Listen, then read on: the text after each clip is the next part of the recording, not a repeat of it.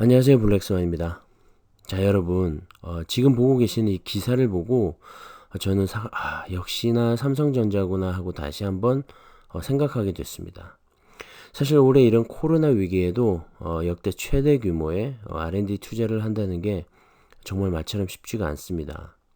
당장 눈앞의 매출과 영업이익에 신경 쓰기도 바쁜데 미래 먹거리인 R&D 투자에 이런 역대 최대 규모를 진행한다는 게 저로서는 정말 놀라울 따름인데요. 그래서 더 믿음이 가고 더 기대가 되는 것도 사실입니다. 최근 주가의 흐름도 이 모든 요소들이 하나하나 반영이 된 결과라고 생각합니다. 이렇게 무거운 삼성전자 주식이 한두 가지 호재나 악재로 쉽게 움직이지 않기 때문입니다. 자, 다시 돌아가서 이번 삼성전자의 올 3분기 누적 R&D 투자 비용은 15조 9천억 원으로 지난해 동기 대비 6천억 원가량 증가한 수치입니다. 상반기 기준으로 10조 5,851억 원 투자 이후로 3개월간 약 5조 원을 더 투자한 것이고요. 매출액 대비 R&D 비중이 9.1%에 달합니다. 연간 투자 비용도 2017년 16조 8천억 원, 2018년 18조 7천억 원, 2019년 20조 2천억 원으로 꾸준히 증가하고 있고요.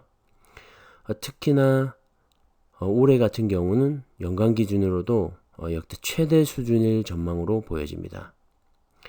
특허 관련해서도 국내 특허 4,974건, 미국 특허 6,321건 이미 취득을 했고요. 전 세계 누적 특허만 해도 19만 4,643건을 보유하고 있고 미국에서 누적 건수는 가장 많은 7만 5,472건을 가지고 있습니다.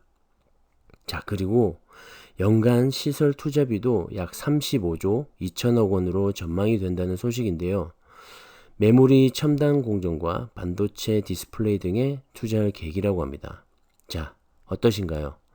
이미 초인류 기업이지만 정말 초격차를 만들려는 이런 삼성전자에 투자하고 싶으시 않은가요?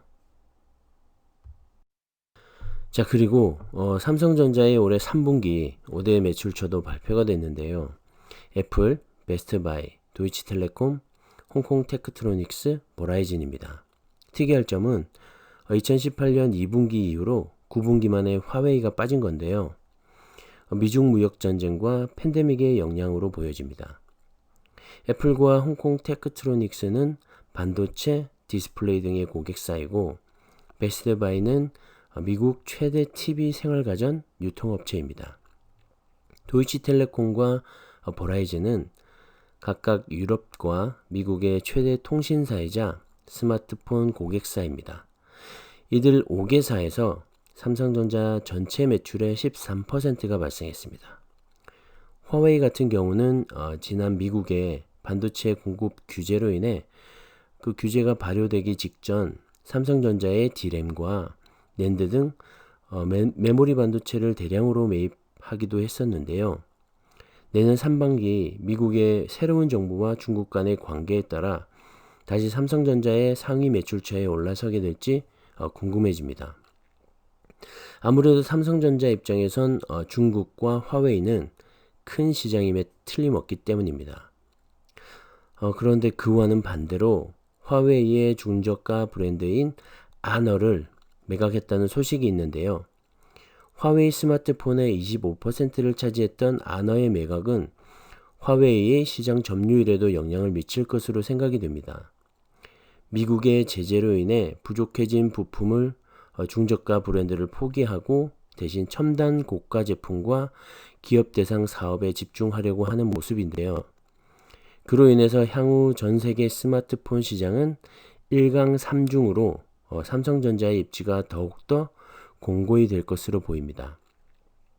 그리고 화웨이, 샤오미, 애플이 3중으로 자리를 잡을 것 같은데요. 어쩌면 점유율 2위 자리를 지키기도 어려울지 모르겠습니다. 자, 오늘도 삼성전자 우선주는 신고가를 달렸는데요. 어제도 말씀드렸지만 삼성전자 주가와 환율 간의 상관관계에 대해서 다시 한번 말씀드려 볼까 합니다. 원화 강세와 달러 약세가 지속이 되면 한국, 중국 등 신흥국 주식시장에서의 가격적인 메리트까지 더해져서 주가는 급등할 수 있다고 말씀드렸었는데요. 보시는 차트가 그 상관관계를 잘 나타내 주는 것 같습니다. 사실 이 환율도 삼성전자의 주가도 오늘 어떻게 될지 그리고 내일 어떻게 될지 아무도 모릅니다. 다만 추이라는 것과 세계 경제의 흐름, 환경 등을 생각해 보면 뭐 그럴 것이다 라고 추론할 수 있는 정도인데요. 장기 투자의 입장에서는 여유 자금이 생길 때마다 꾸준히 모아간다면 이런 분석도 사실 의미가 없어지겠죠. 쌀 때 사거나 비싸게 산다 해도 팔지 않을 테니까요. 그저 주식수를 조금씩 늘려갈 뿐입니다. 특히나 저는 삼성전자 우선주를 추천드린다고 했었는데요. 그리고 저도 우선주를 모아가는 중입니다. 어차피 우리가 주주총회를 참석할 것도 아니고 좀 더 싸고 배당률이 조금 더 높은 우선주가 더 매력적으로 보입니다. 특히나 2017년 주주 환원 정책으로 인해 내년부터 바뀌게 될 배당금과 특별 배당금까지 다 기대해 볼 만합니다. 자, 그건 그렇고 이렇게 외국인과 기관의 수급이 개선되는 이유는 3분기 어닝 서프라이즈와 4분기 실적 둔화 예상치가 이미 주가에 선반영되었다고 할 수가 있습니다. 특히나 외국인의 귀환은 내년 모바일 반도체 수요 급증과 2017년 이후로 4년 만에 서버용 반도체 수요까지 겹치면서 D램과 낸드 가격 상승에 따른 메모리 반도체 부분의 실적 개선을 기대하고 있고요. 특히나 이 비메모리 즉 파운드리 사업에서의 성장성을 크게 보고 있는 것 같습니다. 저도 사실 이 파운드리 사업에 굉장히 기대가 큰데요. 정말 앞으로 삼성을 이끌어갈 미래의 목걸이라고 생각이 됩니다. 최근 급등한 주가 때문에 사야 할지 팔아야 할지 내리면 사야 할지 뭐 이렇게 여러 가지 고민을 하시는 분들이 많은데요. 제가 한 말씀을 드리겠습니다. 장기 투자의 관점에서는 어제와 오늘 그리고 내일의 가격은 아무런 의미가 없습니다.